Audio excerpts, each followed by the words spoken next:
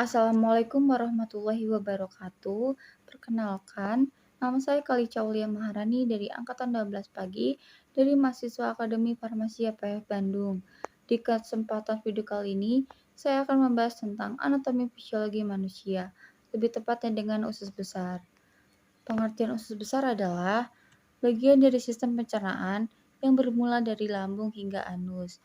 Usus besar adalah organ pencernaan yang mengelilingi seluruh rongga perut. Usus besar atau usus kerasum merupakan saluran terakhir dari saluran pencernaan. Adapun bagian-bagian usus besar, yang pertama ada sekum. Bagian ini berbentuk seperti kantong yang menghubungkan antara usus halus dengan usus besar. Fungsinya untuk menyerap kembali air dan nutrisi makanan yang berasal dari usus halus. Dan yang kedua ada kolon. Bagian terpanjang dari usus besar yang memiliki 4 bagian, yaitu ascendant, transversum, descendant, dan sigmoid. Fungsi dari organ ini yaitu untuk mencampur cime dengan enzim saluran pencernaan. Dan yang ketiga ada rektum.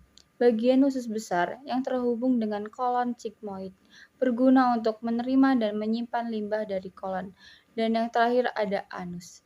Ketika rektum sudah penuh dan tinja siap dikeluarkan, maka anus akan mengeluarkan kotoran tersebut. Keinginan mengeluarkan kotoran ditandai dengan rasa mulas dan dorongan untuk buang air besar. Setelah bagian-bagian dari usus besar, adapun fungsi usus besar.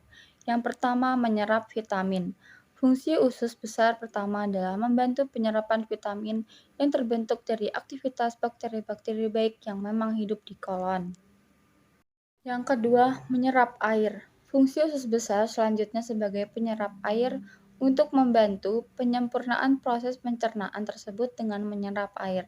Dengan ini, terbentuklah material sisa-sisa pencernaan makanan yang padat untuk dikeluarkan dari tubuh sebagai feses. Yang ketiga, menurunkan tingkat keasaman. Fungsi usus besar yang tak kalah pentingnya adalah mengurangi kadar keasaman sekaligus menyeimbangkan pH. Yang keempat, mencegah infeksi dan mengurangi kandungan asam. Usus besar berfungsi untuk mencegah dan mengurangi kandungan asam dalam tubuh. Zat tersebut berguna untuk menetralkan sama yang dihasilkan asam lemak dan zat pencerna lain dari usus kecil. Yang kelima, melindungi tubuh dari infeksi. Infeksi usus atau enterokolitis adalah peradangan yang dapat terjadi pada usus kecil maupun usus besar. Yang keenam, memproduksi antibodi. Fungsi usus besar juga dapat memproduksi antibodi. Hal ini karena jaringan limfoid di dalam usus besar akan membantu produksi antibodi dan antibodi reaksi sila. Dan fungsi yang terakhir yaitu memadatkan feses. Fungsi usus besar selanjutnya adalah memadatkan feses. Memadatkan feses ini sangat penting bagi proses pembuangan feses. Jika tidak terjadi pemadatan, maka akan mengalami diare dan bisa beresiko dehidrasi. Selanjutnya, penyakit yang timbul pada usus besar. Setelah mengetahui berbagai macam fungsi usus besar, berikutnya kita akan membahas tentang berbagai ancaman yang mungkin saja bisa terjadi pada usus besar. Yang pertama, kanker kolorektal. Kanker kolorektal terjadi ketika sel-sel yang melapisi usus besar atau rektum menjadi abnormal dan tumbuh di luar kendali. Yang kedua, radang usus. Penyakit radang usus (IBD) adalah sekelompok gangguan yang menyebabkan nyeri peradangan kronis, nyeri dan bengkak di usus. Yang ketiga, sindrom iritasi usus (IBC). Sindrom iritasi usus besar (IBC) adalah sekelompok gejala yang memengaruhi sistem pencernaan Anda. Kondisi ini juga disebut gangguan interaksi usus otak, berkaitan dengan masalah bagaimana usus dan otak Anda bekerja. Yang keempat, obstruksi usus besar. Obstruksi usus besar terjadi ketika bagian dari usus besar menjadi tersumbat sebagian atau seluruhnya. Yang kelima, polip kolorektal. Polip kolorektal adalah jaringan abnormal yang tumbuh pada lapisan dalam usus besar atau rektum.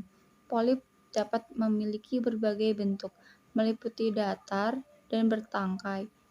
Dan yang terakhir ada diverkulosis dan diverkulitis. Diverkulosis dan diverkulitis adalah dua kondisi yang terjadi di usus besar. Keduanya merupakan penyakit divertikular, tonjolan di dinding usus besar.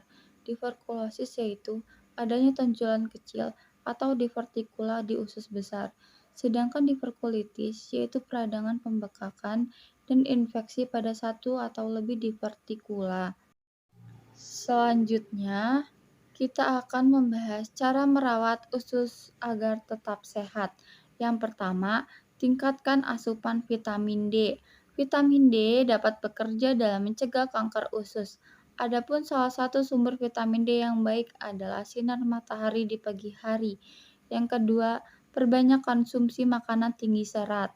Serat dapat membantu membersihkan usus besar dari limbah dan sisa makanan dengan cara melancarkan proses BAB.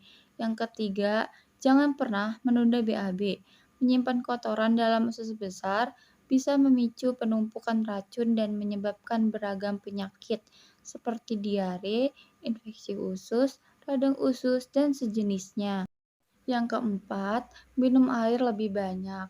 Air dan minuman lain yang tidak mengandung kafein akan membantu menghilangkan racun dari dalam tubuh Anda, sekaligus membantu proses pencernaan. Yang kelima, olahraga teratur.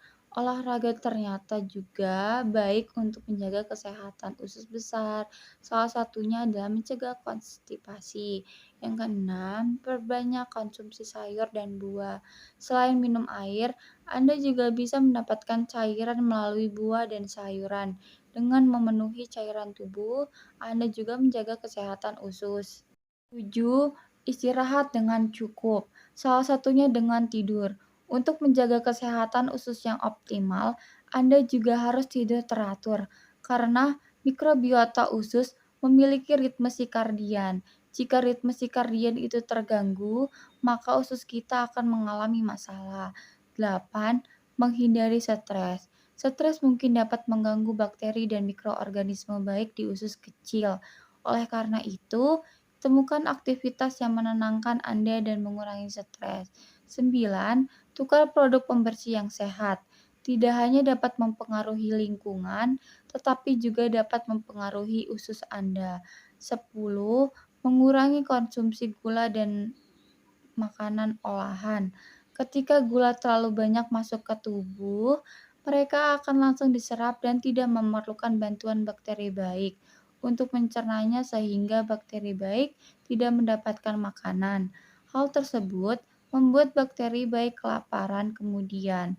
Bakteri yang lapar akan menggerogoti lapisan lendir dinding-dinding usus. Padahal lapisan lendir yang ada pada usus berperan sebagai pelindung usus dan jika rusak, maka akan terjadi peradangan pada usus. Jadi, saran dari saya, proses pencernaan pada manusia tidak selamanya lancar.